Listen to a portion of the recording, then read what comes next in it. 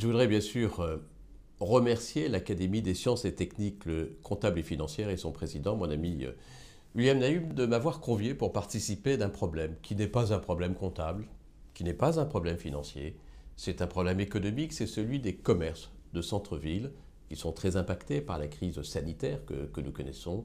Et nous allons à la fois regarder quelle est la place de cette activité dans le monde économique et en même temps quels sont les moyens que nous mettons en œuvre au titre de la Chambre de commerce et d'industrie d'Île-de-France. Puisque nous sommes une Chambre de commerce, nous sommes naturellement très sensibles et très vigilants sur l'activité de ces acteurs économiques et les difficultés qu'ils rencontrent aujourd'hui. La première étape, c'est donc, c'est quoi les commerces? C'est quoi les commerces? En Île-de-France, il faut savoir que c'est le rôle de la Chambre de commerce que de représenter tous les acteurs économiques. Nous sommes un établissement public à cette fin. Tous les acteurs économiques sont membres de la Chambre de commerce. C'est environ 800 000 acteurs économiques. Au travers de ces 800 000, 218 000 d'entre eux, à peu près un quart, un peu plus d'un quart, ce sont des commerces, au sens le plus général du terme. C'est donc une activité importante. Un quart des acteurs économiques qui emploient près de 700 000 salariés, 692 000 exactement en 2019, selon les chiffres. Ça représente 11% de la valeur ajoutée de l'Île-de-France, 15% des effectifs franciliens, 17% du nombre total d'établissements dans la région.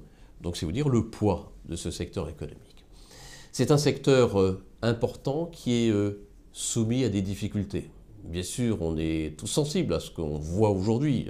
Un certain nombre de ces commerces qui sont fermés ou ont été fermés, certains d'entre eux le sont encore, notamment dans le domaine de la restauration ou de l'hôtellerie. Certains d'entre eux ont subi à certains moments, parce qu'ils étaient non essentiels, des périodes de fermeture. Ce n'est plus le cas aujourd'hui, j'espère que cette hypothèse ne reprendra pas vie demain. En tout cas, ce sont des activités qui sont soumises, indépendamment de ces problèmes conjoncturels, à des difficultés qui sont des difficultés de fond. La première difficulté, c'est le fait que ces commerces de centre-ville subissent depuis plusieurs années un mouvement qu'on peut qualifier de rétractation. Tout simplement parce que vous et moi, nous avons tendance à aller dans des centres commerciaux situés à la périphérie des villes, où nous trouvons plus communément l'ensemble des commerces qui sont utiles pour notre activité, pour nos besoins quotidiens. Et donc il y a un recul de ce commerce de centre-ville. C'est non seulement la concurrence des centres commerciaux, c'est aussi le fait qu'il y a moins d'habitants dans les centres-villes. Les centres-villes se vident aujourd'hui. Paris, par exemple, perd tous les ans un certain nombre de ses habitants. C'est modéré, c'est mesuré, mais c'est vrai. Et un certain nombre des habitants qui sont à l'intérieur même des villes, dont Paris, ce sont de plus en plus des habitants non résidents, ce sont de plus en plus des étrangers qui achètent des appartements en centre-ville et qui ne viennent profiter des beautés de Paris qu'un petit temps sur l'année. Et donc, ils ne font pas vivre les commerces. Donc, ces commerces ont des difficultés pour cette raison. Ils ont une deuxième difficulté qui est liée au fait qu'il y a une concurrence qui est de plus en plus forte de la part de l'e-commerce. Vous savez, il est facile aujourd'hui, il est tentant de dire j'ai tel ou tel besoin, je vais me procurer ce que je pourrais trouver auprès d'un commerce, auprès d'une plateforme informatique. Et donc il y a une concurrence qui est vraie pour le commerce de centre-ville, qui est vraie aussi pour les centres commerciaux, qui se sont beaucoup développés et qui sont aujourd'hui face à une crise dans laquelle ils doivent aussi réinventer leur modèle.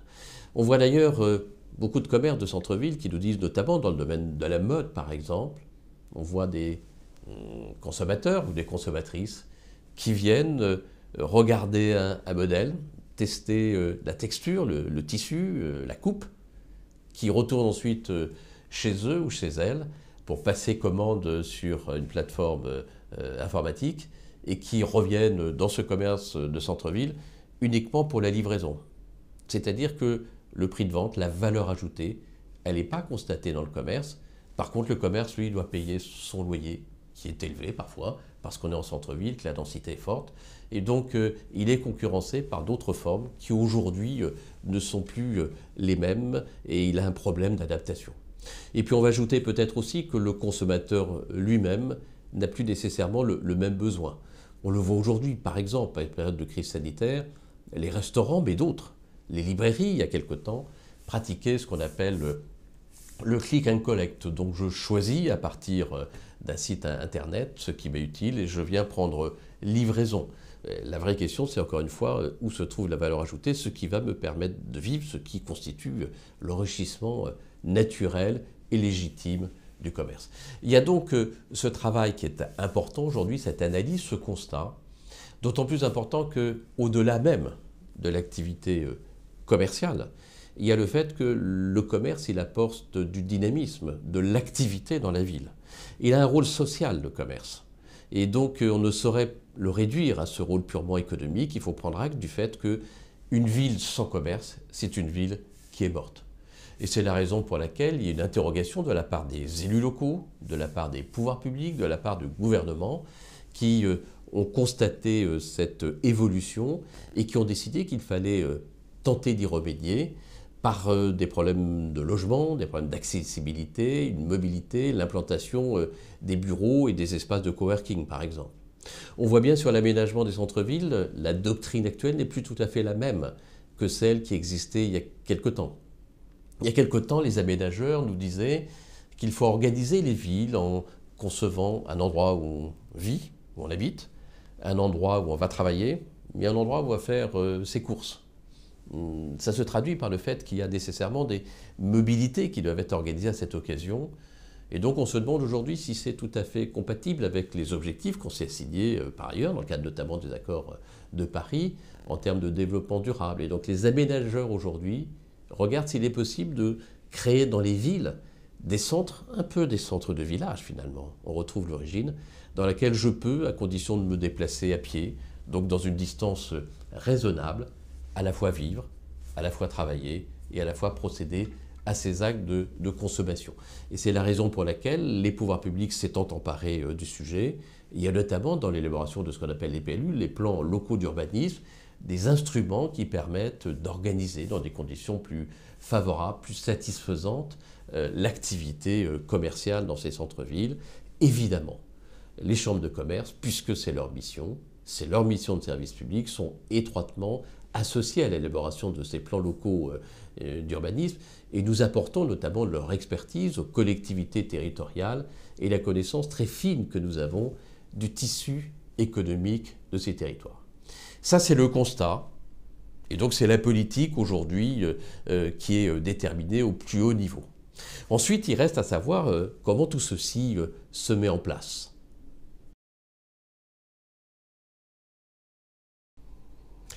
Voilà le constat.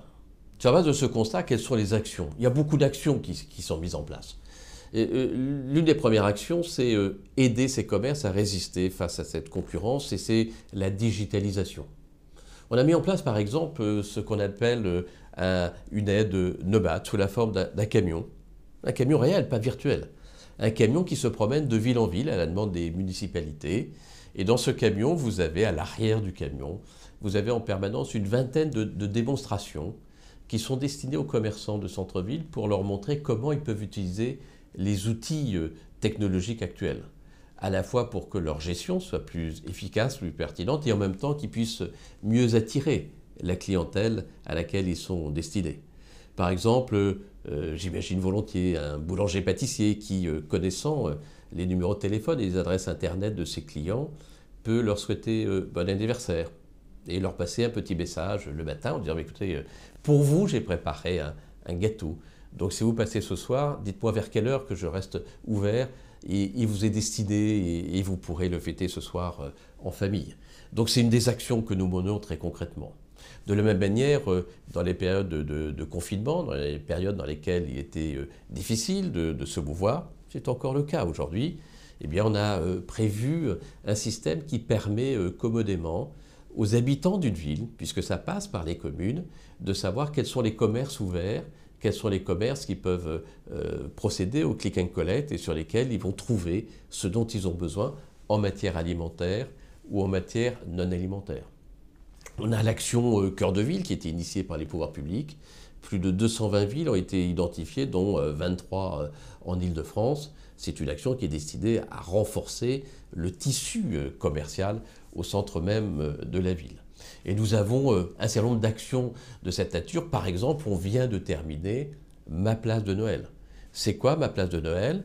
Ça a consisté à proposer gratuitement aux maires des municipalités franciliennes, ils sont nombreux à avoir répondu, plus de 130, vous pouvez, à partir de l'autorisation donnée par le maire, inscrire tous les commerçants de la commune. Vous connaissez très exactement ceux qui sont ouverts, quels sont les articles qu'ils ont en magasin, c'est-à-dire que ces commerces peuvent rentrer sur le site, énoncer la liste des produits, des services qui tiennent à disposition du consommateur avec les prix, de sorte que je peux commander directement comme si c'était une grande plateforme mondiale. C'est la concurrence que nous cherchons à promouvoir à cette occasion. Je peux obtenir le même produit, simplement je suis et je demeure un commerce de proximité. Voilà quelques-unes des actions que nous essayons de mettre en œuvre. Il y en a bien d'autres. Il y a évidemment bien des projets en 2021, à la fois avec des managers de centre-ville mis à disposition des municipalités pour faire vivre son centre-ville de la même manière qu'on fait vivre un centre commercial, et d'autres actions qui seront développées au fil du temps en faveur de ces commerçants, de ces boutiques dont nous avons besoin, non seulement pour les biens et services qu'ils mettent à nos dispositions, mais aussi parce qu'ils font vivre le cœur de ville. Et on ne saurait énoncer, avancer, ouvrir l'année 2021 sans retrouver la vie, le dynamisme du centre-ville et des commerces de centre-ville. Merci beaucoup, je vous souhaite une excellente journée.